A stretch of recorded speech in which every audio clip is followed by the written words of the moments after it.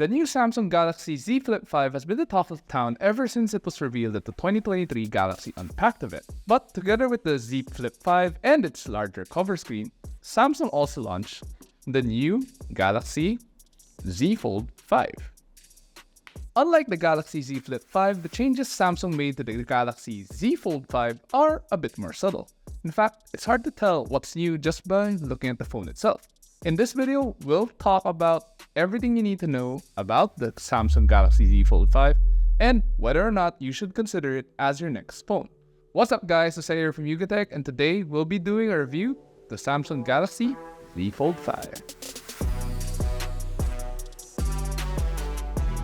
Let's start with the design, and it's a bit hard to distinguish the Galaxy Z Fold 4 from the Fold 5. That's because they look exactly the same. Well, at least from the outside. The most noticeable difference between the two phones would be the location of the flash, which was previously located at the bottom. It's now located here at the side. Another big change, although it's still not as noticeable, is when you close the phone. If you notice, this now closes flush without any gap, and as a result, it prevents any debris from entering the phone when it's closed, especially if it's in your pocket.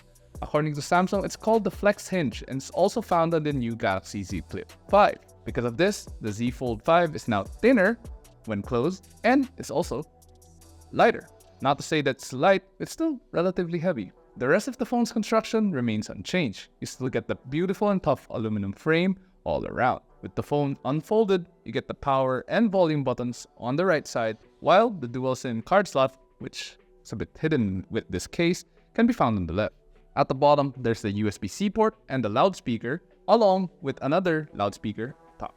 Our review unit is the icy blue color, which looks great. It's not too loud and it's not too subtle.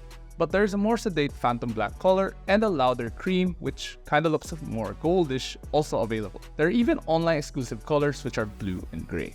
Even though Samsung made some design changes to the structure of the phone, the same can be said about the display. Like its predecessor, you have two 120Hz high-resolution OLED displays, a 6.2-inch cover screen, and a larger 7.6-inch foldable main screen, both of which are protected by Gorilla Glass Victus 2. Honestly, I don't find anything wrong with the displays being a carryover. You know what they say, don't fix what isn't broken. As you would expect, you get a really nice, vivid colors and deep blacks with the displays. Together with the 120Hz refresh rate, you can definitely enjoy watching shows, playing games, or simply working on this phone.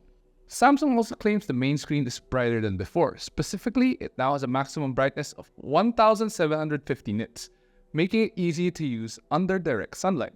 Although, you do have to turn on extra brightness in the settings to do so.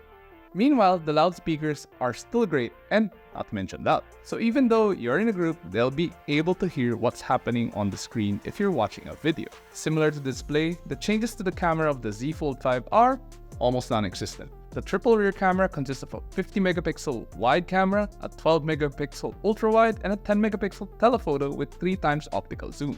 While the hardware remains unchanged, the image quality seems to have improved. The photos look a lot more vivid and sharp, similar to what you'd find in the Galaxy S23 series. Personally, I find it a bit too vibrant for my liking, but I'm sure others will like it. It also shoots night and low light photos a lot better than before. Like the photos, there's also an improvement in video quality, which is very noticeable at night and in low light. The phone still shoots at 8K at 30 FPS maximum, and there is super steady mode, which is great if you want to do some cinematics. Although I don't recommend using super steady at night since the camera has a hard time focusing. Also, do note that super steady does not work at 8K. Instead, you're limited to 4K at 60, which is still really good considering this is a phone camera. The front-facing cameras are still the same, with a 4 megapixel under-display camera on the main display and a 10 megapixel selfie camera on the cover screen.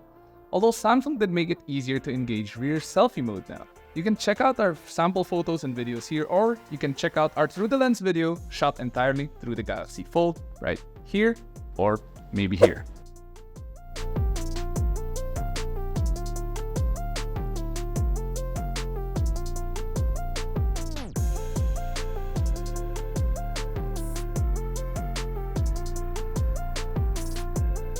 Powering the Samsung Galaxy Z Fold 5 is the new Snapdragon 8 Gen 2 chipset for Galaxy along with 12GB RAM.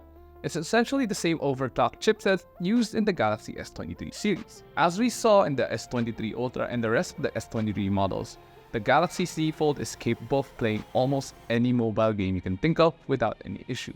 You can even leave multiple tasks running in the background and it still runs very smoothly. It's perfect if you plan to play competitive games with the phone since you won't encounter any lags or slowing down whatsoever. Not to mention it doesn't seem to heat up too, which is great for long gaming sessions. Our unit comes with 256GB of internal storage, which I find lacking given the size of the photos and videos this phone can take. At the same time, installing several games will eat up space even more. Thankfully, Samsung does offer the Galaxy Z Fold 5 with up to 1TB of storage, which is an online exclusive via Samsung.com. To give you a better idea of how this phone performs, check out our benchmark scores here.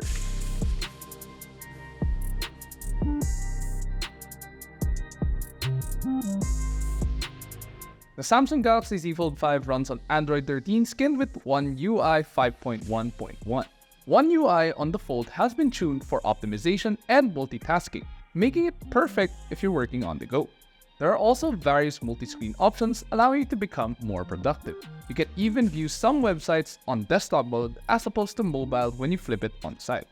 What I do like about the phone is that it comes with less bloatware. You only get the usual Samsung apps, which are quite helpful if you have other Samsung gadgets like this new Galaxy Watch 6 series, which we'll be doing a review of very shortly. The battery in the Samsung Galaxy Z Fold 5 is a 4400 mAh unit identical to the one in the Galaxy Z Fold 4. With the new chipset though, the phone seems to be less power hungry. From my personal experience, it lasted me more than half a day of use before needing to recharge. Based on PCMark's battery test with the display fully open, it lasted us around 10 hours and 44 minutes. Although I am disappointed to find that a wired charging speed is still slow, rated at only 25 watts. Even though you do have wireless charging, it's only at 50 watts. Overall, there are not a lot of changes to the Samsung Galaxy Z Fold 5 from its predecessor. It seems Samsung went for an improvement approach instead of a revolutionary one for the Fold 5 as compared to the Flip 5 with its new screen. That said, it's hard to recommend, especially if you currently own the Fold 4. Even with a trade-in and pre-order discount, the Galaxy Fold 5 is still relatively expensive since it starts at 98,990 pesos for the 256GB variant. Meanwhile, the 512GB variant retails for 105,990 pesos and the Samsung.com exclusive 1TB variant is priced at 119,990 pesos. That's a lot of money. Still, we won't stop you if you want to upgrade from the Fold 4 to the Fold 5 if you want the more powerful chipset and improved cameras. But if you're using a Z Fold 3 or an older Galaxy model, then upgrading to this Fold 5 is definitely a good move. You can even take advantage of the pre-order bonuses such as the free storage upgrade for the Galaxy Fold 5 and discounts on the new Galaxy Watch Series 6. There are also a bunch of nice accessories and covers available from the official Samsung site, like this one. The one we have also includes an S Pen, which is nice to have if you want to scribble down notes or just draw on the phone. But what do you think of the new Samsung Galaxy Z Fold 5?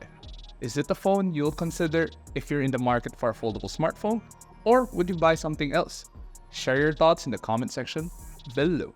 And if you enjoyed this video, do hit that like button, subscribe to our channel, click that bell icon to be notified of future uploads. Also, don't forget to follow us on Facebook, Instagram, Twitter, TikTok, and visit us on yugatech.com to stay updated with the latest tech news and reviews. Once again, this has been Jose, and I'll catch you guys in the next video. Peace out.